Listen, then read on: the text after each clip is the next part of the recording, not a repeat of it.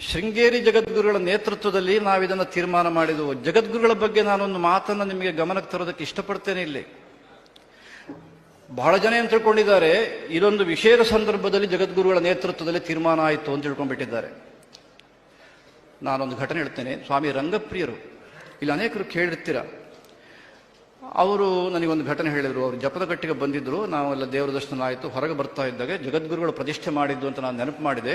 ಆಗ ಅವರೊಂದು ಘಟನೆ ಹೇಳಿದರು.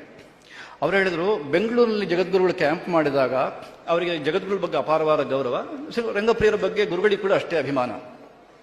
ನಮ್ಮ ಅಷ್ಟಾಂಗ ಯೋಗ ವಿಜ್ಞಾನ ಮಂದಿರಕ್ಕೆ ಬರಬೇಕು ಅಂತ ಕರೆದರಂತೆ ರಂಗಪ್ರಿಯ ಸ್ವಾಮಿಗಳು. ಅದಕ್ಕೆ ನಮ್ಮ ಜಗದ್ಗುರುಗಳು ಇದು ಸನಾತನ ಧರ್ಮ ಸಂವರ್ಧಿನಿ ಆರಂಭ ಆಗೋದಕ್ಕಿಂತ ಮೊದಲು ನೆನಪಿಟ್ಟುಕೊಳ್ಳಿ ಕೂತ ಎಲ್ಲ ಆಸ್ತಿಕರು. ಜಗದ್ಗುರುಗಳು ಏನು ಉತ್ತರ ಕೊಟ್ಟರಂತೆ, ರಂಗಪ್ರಿಯ ಸ್ವಾಮಿ ಹೇಳಿದ್ದು ಇದೇನು ಜಗದ್ಗುರು ನನಗೆ ಹೇಳಲಿಲ್ಲ. ರಂಗಪ್ರಿಯ ಸ್ವಾಮಿಗಳು ಹೇಳಿದರು, ಜಗದ್ಗುರು ಹೇಳಿದ್ರಂತೆ, ರಂಗಪ್ರಿಯರೇ ನೀವು ತಪ್ಪು ತಿಳ್ಕೊಳ್ಬೇಡಿ, ನಾನು ನಿಮ್ಮ ಮಂದಿರಕ್ಕೆ ಬರೋದಿಲ್ಲ, ಬರಬೇಕು ಅಂತಿದೆ, ಅವ್ರು ಯಾಕೋ ಮನಸ್ಸು ಒಪ್ಪೋದಿಲ್ಲ ಅಂದ್ರಂತೆ.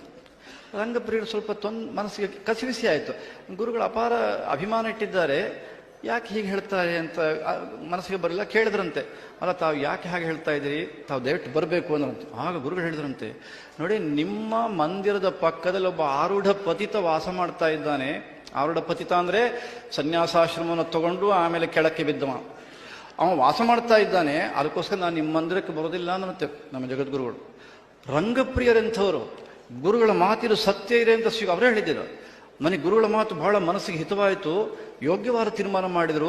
ಸರಿ, ನಾನು ಇನ್ನು ಮುಂದೆ ಯಾವಾಗಾರು ಕರಿತೇನೆ ಅಂತ ಹೇಳಿ ನಾನು ಆಯಿತು ಅಂತ ಒಪ್ಕೊಂಡಿದ್ದೇನೆ ನಾನು ರಂಗಪ್ರಿಯರು.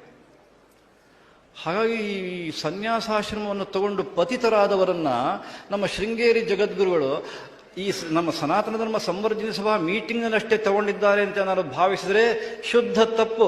ಜಗದ್ಗುರುಗಳು ಜೀವನದಲ್ಲೇ ಇಂಥ ನಿಯಮವನ್ನು ಇಟ್ಕೊಂಡು ಬಿಟ್ಟಿದ್ದಾರೆ. ಅದಕ್ಕಾಗಿ ತಾನೇ ಶೃಂಗೇರಿ ಜಗದ್ಗುರುಗಳ ಬಗ್ಗೆ ಅಪಾರವಾದ ಶ್ರದ್ಧೆ ಇಡೀ ದೇಶದಲ್ಲಿ.